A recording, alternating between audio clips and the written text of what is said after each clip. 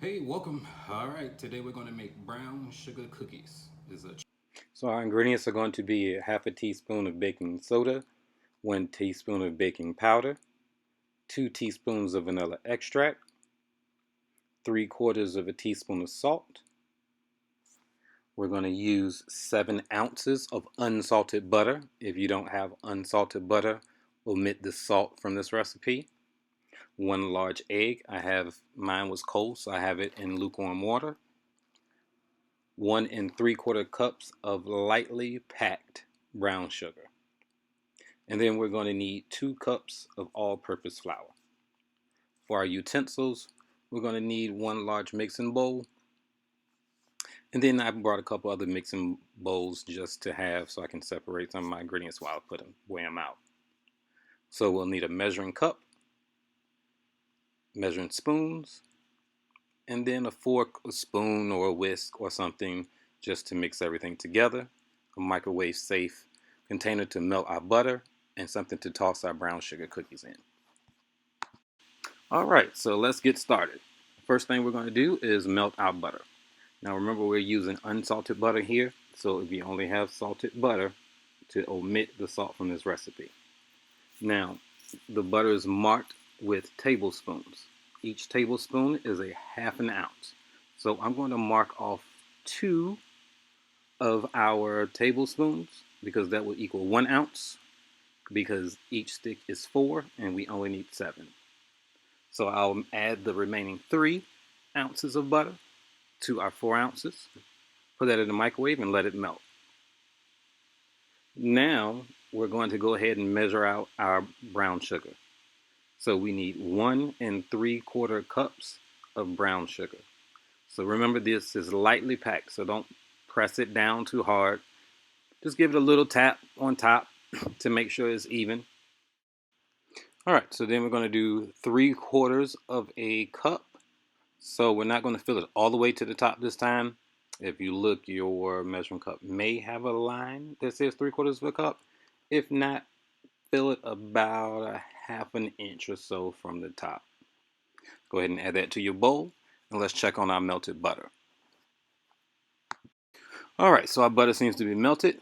I do see a couple small pieces of butter inside, but that's okay. We'll stir it up, and that will melt those little pieces of butter. Then we'll add that butter to our brown sugar.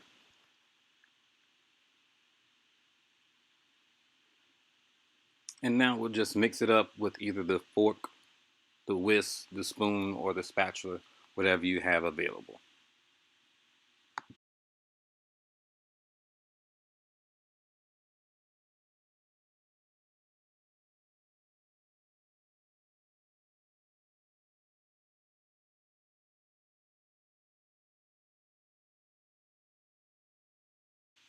All right, so we're going to mix this. We're going to keep mixing it until we can get everything to come together. So the goal here is just to make sure that all of our butter is incorporated into the brown sugar. All right, so I'm going to switch over to a whisk just because it's going to help us incorporate this just a little bit faster at this stage. So you'll see that your butter is starting to disappear and everything's starting to come together nice and smooth.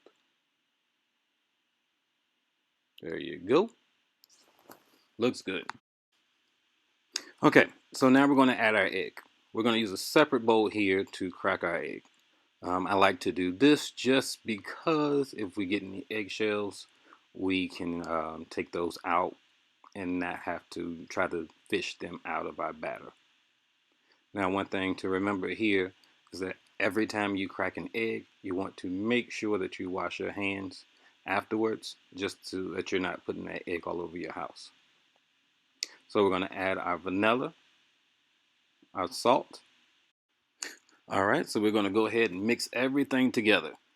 Again, we want kind of the same thing. We want to mix everything till it comes together and we can't see any of our ingredients separately. Okay, next we're going to add our flour. So we go ahead and scoop our flour or pour our flour into our measuring cup. Then I'll take a butter knife and smooth off the top just to give us a little bit more consistency with how much flour we have inside of the cup.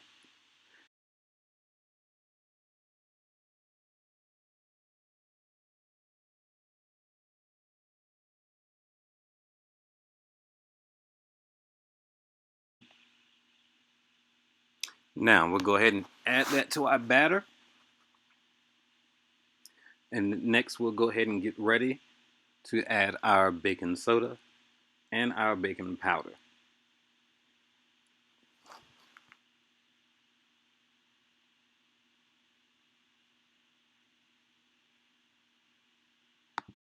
Our baking soda container has a smooth edge on the top.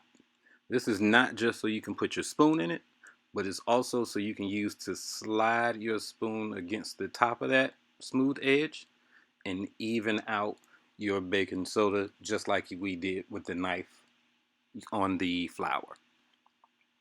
When you do your baking soda, you can also use that flat edge that's the top of the box to smooth it out and add that to your ingredients.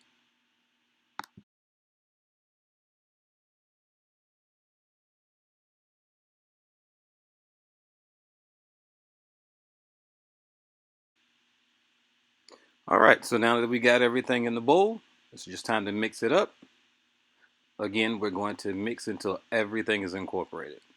We just are trying to look and make sure that we have most of our flour and all of our salt, baking soda evenly distributed throughout our batter. This way that we know everything is going to rise the same. So it just gives us consistency in each of our cookies. So we want a nice smooth batter. Again, you can use your fork, your knife, your whisk, whichever you choose, whichever you have, to get a nice smooth batter. Now at this point, your batter is going to be a little bit more loose, but that's okay. So here I'm using the fork, just showing you how it's thickening up. It will thicken up on its own if you let it sit out for a little while. Okay, now that we've gotten our batter to a place where we can handle it, it won't run out of our fingers. It sticks to our hands. It'll form a small ball. Even if it's loose in the beginning, it will tighten up, like I said. So we're going to scoop out some of our batter, and we're just going to drop that right into our bowl of brown sugar. And then we just shake our bowl. It will give it a nice coating of brown sugar that will crisp up in the oven. So we'll place those on our oven, pat them down just a little.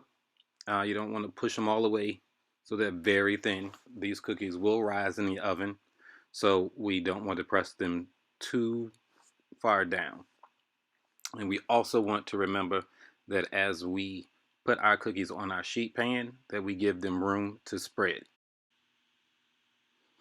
Okay, once we've finished aligning all of our cookies on our sheet pan, we'll go ahead and put those into an oven that has been preheated at 350 degrees Fahrenheit.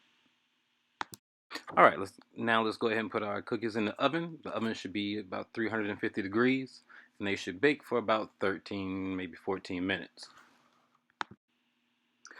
So how do we know when our cookies are done? Our cookies will be done when they start to get darker around the edges and the tops of the cookies start to crack. When that happens, we'll go ahead and take our whole cookie sheet out of the oven and we'll let the cookies stay on the cookie sheet for just a few minutes. It's called carryover cooking, and it's going to help finish up the middle of those cookies so they remain nice, soft, and chewy.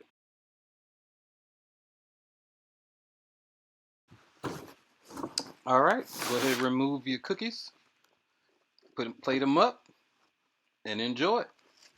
Thank you again. You guys have a good day, and let me know how your cookies came out. If you have any issues, feel free to let me know. I'll be here to answer any questions that you might have.